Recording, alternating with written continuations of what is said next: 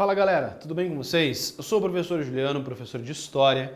E galera, a gente vai estar falando nessa nossa aula de hoje sobre especificamente as experiências ditatoriais no Brasil e na América Latina.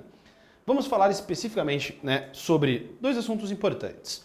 Primeiro, o contexto da Guerra Fria, sobre a ditadura na Argentina, que foi uma ditadura bastante conturbada, e também vamos fazer um comentário breve sobre a ditadura no Paraguai, tá? E aí, mais pra frente, na verdade é só isso, achei que a gente ia fazer uma correção de atividades aqui, mas não. Vamos falar especificamente sobre contexto de Guerra Fria, porque a gente precisa se localizar, né?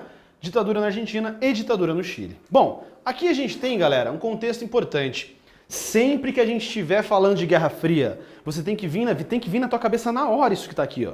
Na hora você tem que já se desenvolver esse raciocínio.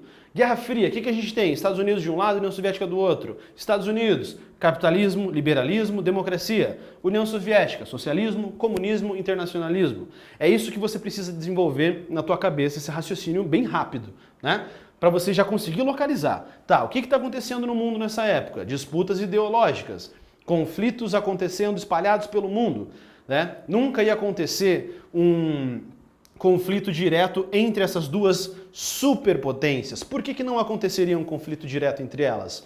Porque ambas possuíam armas nucleares. Então, essa guerra entre essas duas potências, se acontecesse, não geraria o fim apenas, não levaria a vitória de ninguém, porque levaria ao fim da Terra e da espécie humana.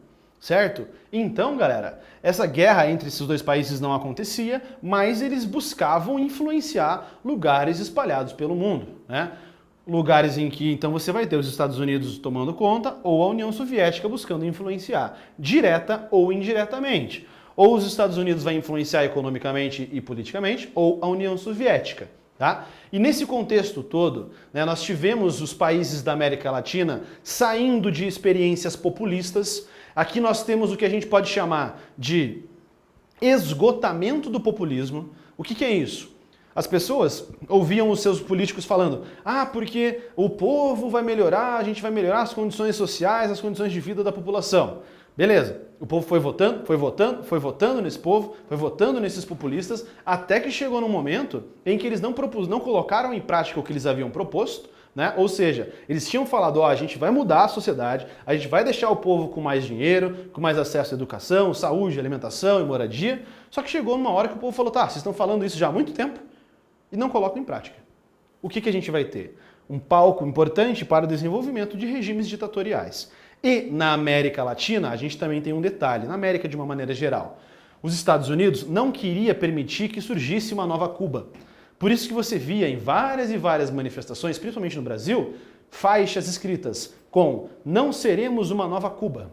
Tá? Então os Estados Unidos tinham esse medo também de que surgisse um outro país com tendências socialistas, aliado então esse país à União Soviética, como foi o caso cubano, né? Então, o contexto que nós temos de desenvolvimento dessas ditaduras é esse, que a gente vai ter inserido esses países também nessas características de saída do populismo e entrada nesses regimes ditatoriais.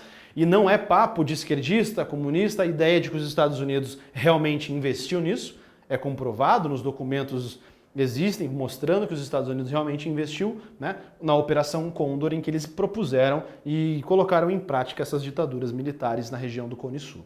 Ok? Vamos lá. Do que a gente vai falar especificamente nessa aula, galera? Ditadura na Argentina. Na Argentina, pessoal, entre as décadas de 55 e 76, ocorre uma sequência de golpes militares ali na Argentina, que vão acontecendo em sequência. Tava um transtorno, um caos político acontecendo, né? E em 73 ocorre o chamado restabelecimento da democracia. O Perón assume o poder novamente na Argentina, só que ele assume apenas por um ano, porque no ano seguinte ele acabou falecendo. Quando ele morreu, a sua esposa tentou dar continuidade, não rolou, né? Aqui na Argentina nós tínhamos um grupo de movimento chamado movimento terrorista de direita, olha só, chamado AAA. Por que ele tinha esse nome? O nome dele era Aliança Anticomunista Argentina, AAA. Por isso, AAA. Ó, Aliança Anticomunista Argentina. Veja que não é só no Brasil que a gente tem essa ideia de comunismo é um grande mal da humanidade. Isso é algo espalhado na América Latina de uma maneira geral. E no mundo, por que não? né? Se você tem um movimento anticomunista, tá? A galera contrária aos comunistas que não queriam permitir que os comunistas existissem, basicamente, promovendo ataques contra grupos comunistas, né? Em 73, como já era de praxe na Argentina, você tem outro golpe de Estado sendo instituído. Colocou as Forças Armadas no poder até o ano de 1983. E aqui, galera, a gente vai ter durante o regime militar cerca de 30 mil pessoas mortas, tá? Era uma característica comum dentro desses vários regimes militares ditatoriais da América Latina, a tortura, a censura aos meios de comunicação.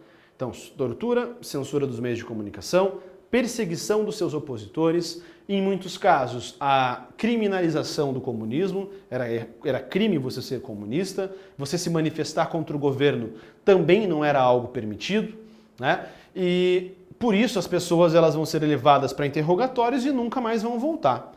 Cerca, então, de 30 mil pessoas na Argentina que a gente vai ter que foram mortas nesse período.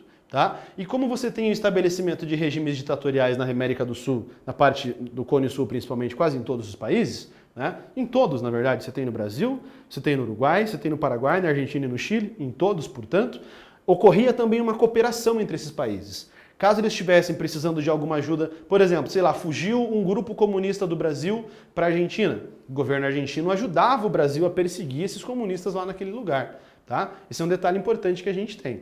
E aí, durante o desenvolvimento dessa ditadura, tá, que vai até o ano de 1983, nós temos grupos de resistência. Tá? Esses grupos de resistência, os principais, os montoneiros e o Exército Revolucionário do Povo. Tá? E no meio desse processo de revolução, de ditadura militar da Argentina, olha o que vai rolar. A Argentina vai entrar numa guerra, galera, contra ninguém menos do que a Inglaterra. Olha só. A ditadura militar argentina terminou em guerra, em uma tentativa de distrair a população quanto à crise econômica pela qual o país passava. Essa ideia, pessoal, de mascarar as notícias, né, para mostrar para o povo, para fingir para o povo que está tudo bem, é algo comum das ditaduras. Onde que é bastante descrito isso?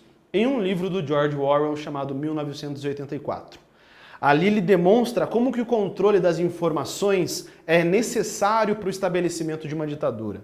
Se você controla essas informações, isso vai acontecer. Eles ajudavam nesse processo. Então, o governo argentino, militar aqui nesse período, vai tentar burlar as manchetes referentes à crise econômica, tá? Para tentar mostrar para o povo que está tudo bem. E não é isso que acontece, né? Então, o país passava a incitar o patriotismo, a ditadura. O que a ditadura militar argentina fez? Invadiu as ilhas britânicas de Malvinas, que eles reivindicavam desde o século XIX. Né? A derrota argentina em 1982 foi bastante rápida. Desmoralizados, né? Os militares não conseguiram mais se manter no poder, não conseguiam manter o poder. Em outubro de 83 foram convocadas eleições gerais, marcando o retorno da democracia ao país, certo? Então vimos aí essa característica importante essa história desse período da ditadura militar na Argentina, né? Outro país que nós temos também uma ditadura sendo colocada em prática é no Paraguai, tá? A ditadura paraguaia vai ter no poder ali o general Alfredo Stroessner, tá? Que teve o seu longo governo interrompido em 1989.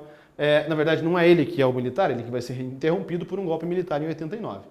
No decorrer do século XX, o Paraguai passou por diversos conflitos políticos. Em 54, então, o presidente Frederico Chaves foi retirado do poder em um golpe liderado pelo general Alfredo Stroessner, iniciando a ditadura mais longa da América do Sul.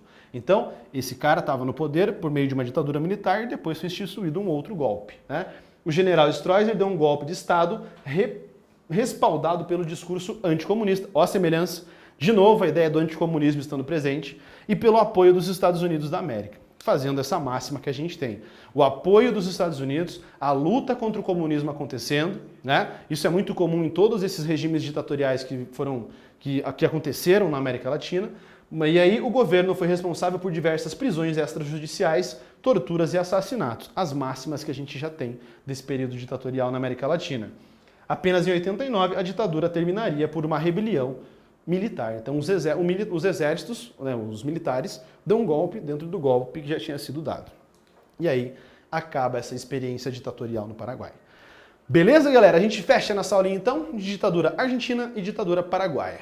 Beleza? Eu sou o professor Juliano, professor de História. Forte abraço para vocês. Até a nossa próxima aula. Tchau!